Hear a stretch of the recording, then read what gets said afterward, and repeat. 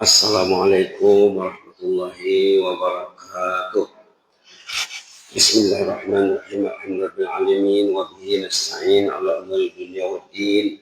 Wassalatu wassalamu ala sayyidina wa habibina wa syafi'ina maulana Muhammad wa ala alihi wa sahbihi sallim tasliman katsiran bi rahmatika arhamar Allahumma arhamna bi rahmatika al-wasi'ah wa 'afina wa'fu 'anna wa ala ta'atika wa syukrika 'inna. اللهم زدنا ولا تنقصنا واكرمنا ولا تهنا واعطنا ولا تحرمنا واثرنا ولا تؤثر علينا وارضنا وارض عنا. اللهم الهمني حاجة جلسائي مجيب السائلين يحيى قيوم برحمتك نستغيث. Alhamdulillah atas nikmat Allah, nikmat berada di rumah Allah. Seperti yang selalu kita sebut, semua orang dipanggil ke rumah Allah. Kita sudah terpanggil hati meringankan langkah ke rumah Allah. Kalau bukan karena pertolongan Allah, kita tak bisa bikin apa-apa. Maka waktu suara azan dilaungkan, dikumandangkan, hayya 'alas shalah, kita jawab dengan la haula wala quwwata illa billah. Marilah salat, marilah sembahyang, la haula wala quwwata illa billah. Hayya 'alal falah, la haula wala quwwata illa billah. Artinya apa? Kalau orang itu dikasih Allah kekuatan, dikasih semangat, dikasih keyakinan, pasti datang. Maka Nabi mengatakan, kalau orang itu faham fadilah keutamaan salat isya dan subuh, mereka datang walaupun merangkak. Subhanallah. Salawat dan beri salam ke atas Rasulullah sallallahu alaihi wasallam. Kita masih menyambung diskusi kemarin tentang ayat Isra. Subhanalladzi asra bi 'abdihi. Yang kita fokuskan tentang subhana, tentang tasbih. Tasbih, kalau kita faham tasbih, insya Allah bisa meningkat hidupnya. Tidak jalan di tempat atau jalan setempat. Kata orang Mandailing, tidak air lalu batu so. Air dalam sungai yang ada batunya, airnya jalan, batunya diam saja. Hari bertukar, bulan dan tahun beralih, tapi tidak ada perubahan. Itu juga. Sembahyangnya itu juga. Tak ada meningkat. Nah, melalui memahami tasbih, kita bisa meningkat insya Allah. Pertama kemarin tasbih itu maknanya pertama mensucikan Allah. Tanzih, membersihkan, mensucikan Allah daripada sifat yang terbaik. Kedua, ta'zim. Bila Allah tersuci bersih daripada sifat yang terbaik, kita bisa mengagungkannya. Kalau dipanggilnya datang. Allahu Akbar, Allahu Akbar. Ya Allah, engkau memanggilku ya Allah. Aku datang ya Allah. Aku sudah ada di rumah ya Allah. Aku on the way ya Allah. Aku dalam perjalanan ya Allah. Ya Allah, terima kasih ya Allah. Engkau meringankan langkahku datang ke rumahmu. Ta'zim, mengagungkan Allah. Mana pertama membersihkan, mensucikan. Allah itu terhindar dari sifat kelemahan dan kecelaan. Yang kedua, mengagungkan Allah. Nah itu maka kita perlu paham tasbih. Yang ketiga, al-khudu' atau taslim, menyerah diri, taat dan patuh kepada Allah.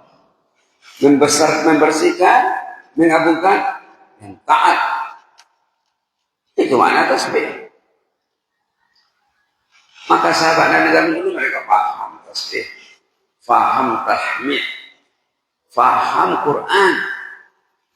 Yang datang ke masjid di pagi hari melebihi orang yang datang semua hari raya di zaman kita.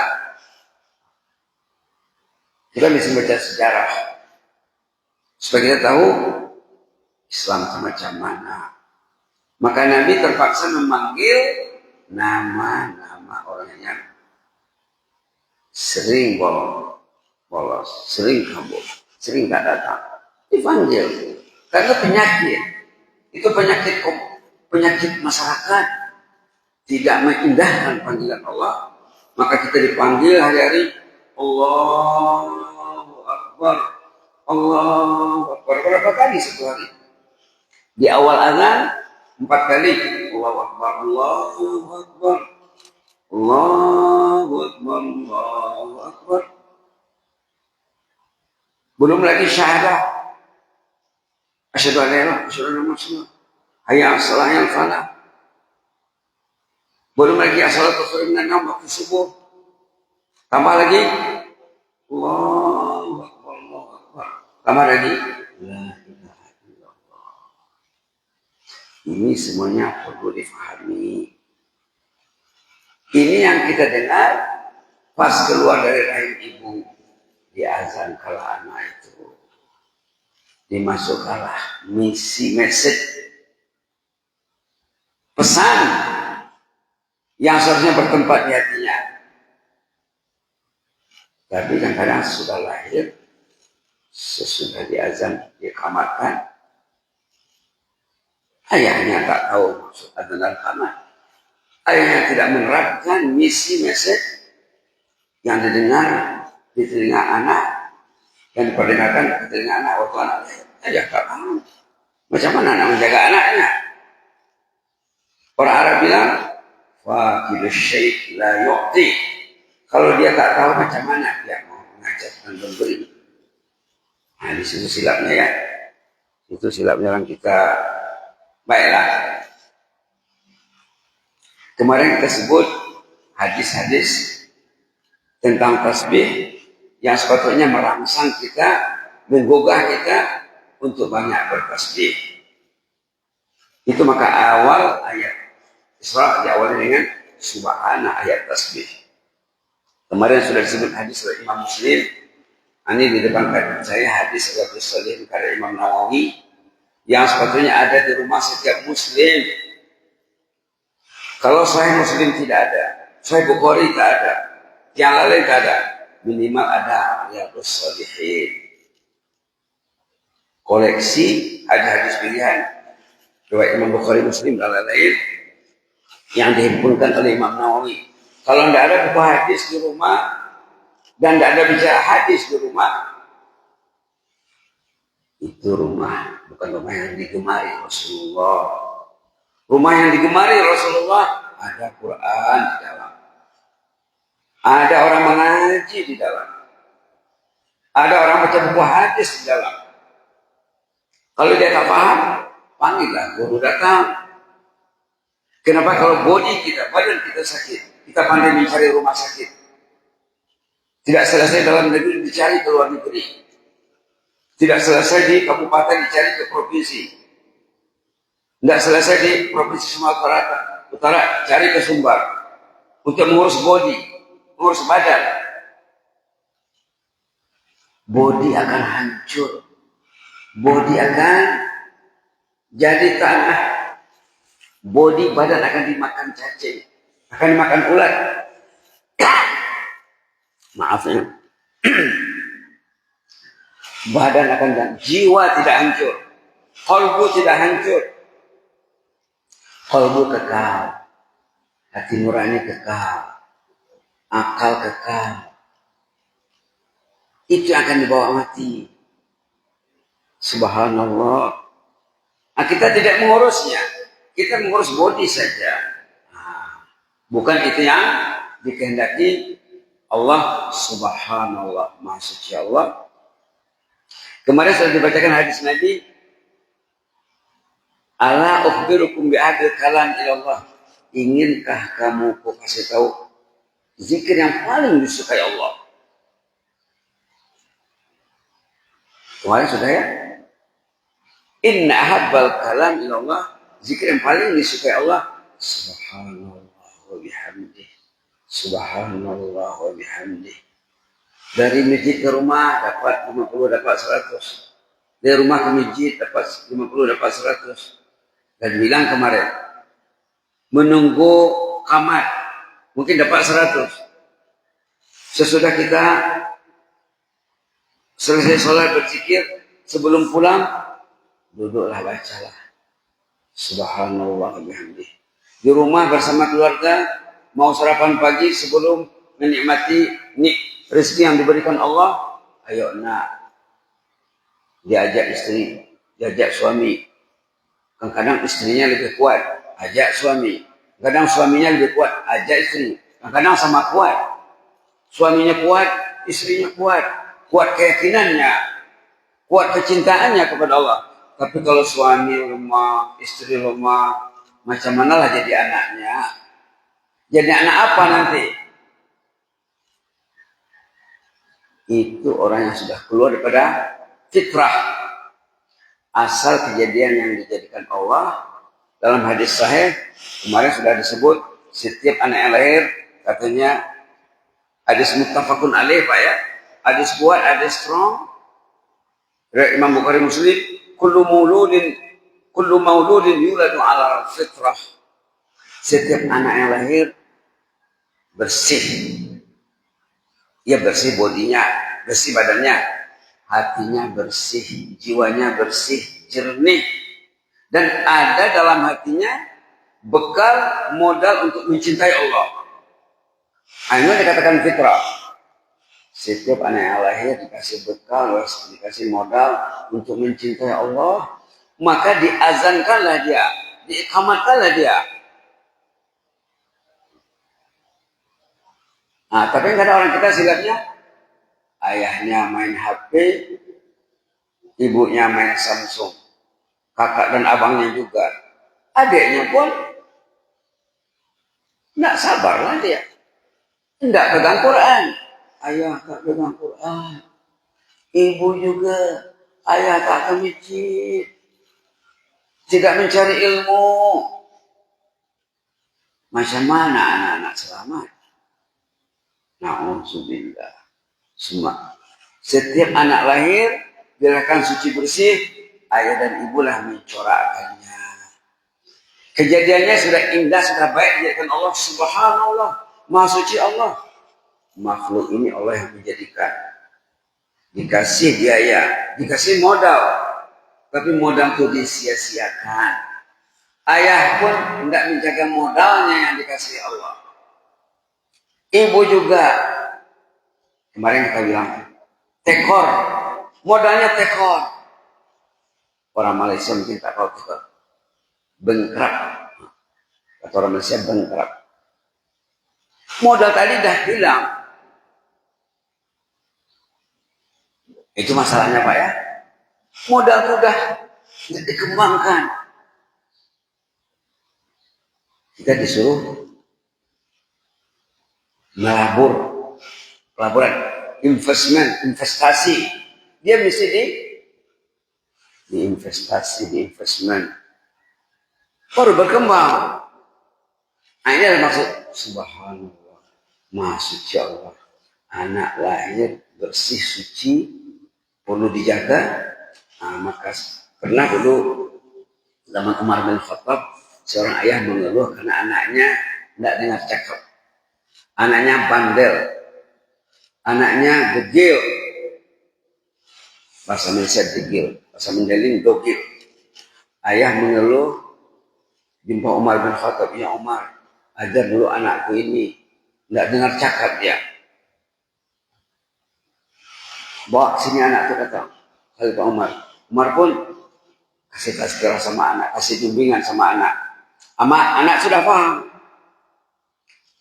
Sebelum bergerak, sebelum beredar, sebelum berpisah, anak itu angkat tangan. Wahai Khalifah, tadi Khalifah sudah menasihati saya, sudah beri saya nasihat agar taat kepada ayah dan ibu. Boleh enggak saya bertanya, apa pula tanggung jawab ayah terhadap anaknya? Tadi tanggung jawab anak terhadap ayah.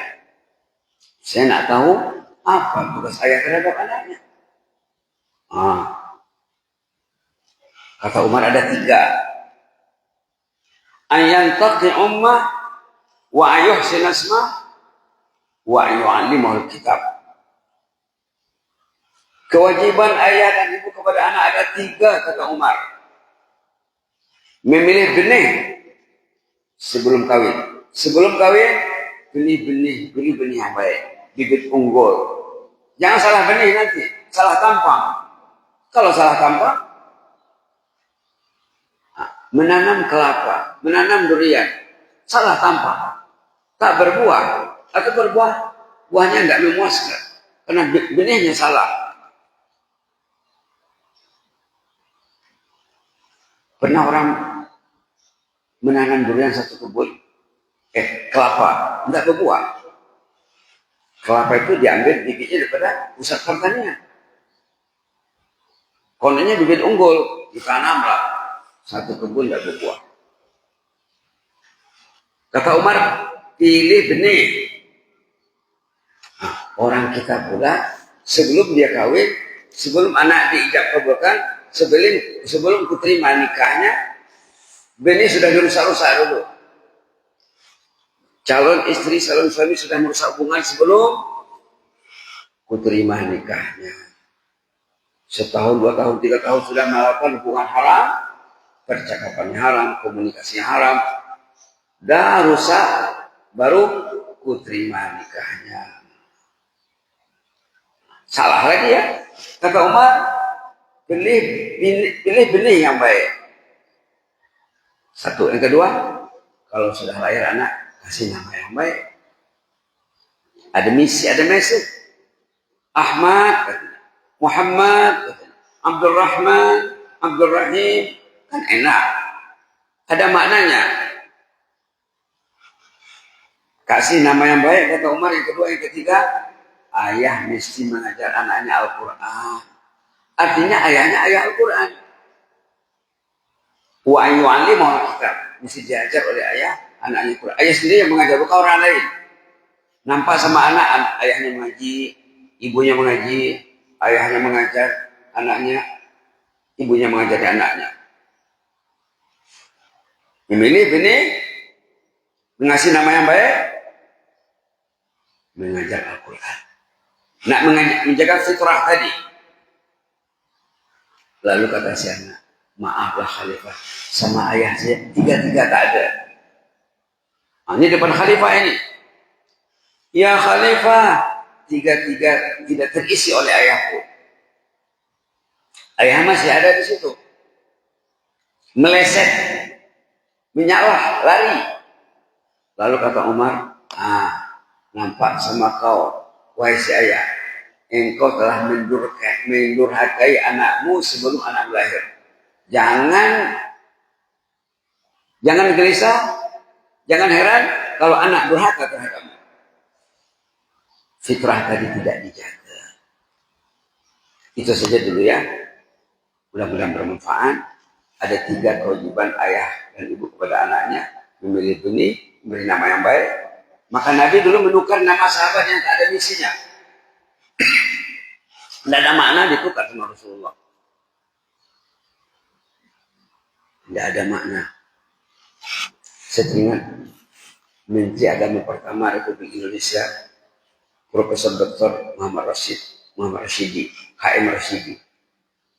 Dalam biografinya, dalam sejarahnya katanya, nama dia dari lahir Saridi. Saridi. Tidak jelas maknanya. Lalu waktu dia belajar dengan seorang Buya, Syekh dari Arab, kamu tak usah Saridi lah, Rashidi saja. Oh, oke. Nah, jadilah Profesor Dr. HM Rashidi, Menteri Agama pertama Republik Indonesia. Itu kan namanya oleh gurunya. Dari Saridi kepada Rashidi. Ada dalam buku 70 tahun Profesor HM Rashidi. Mudah-mudahan bermanfaat. Jazakumullah khairan. Inni uzukum fillah. Wassalamualaikum warahmatullahi wabarakatuh. Wa astagfirullah.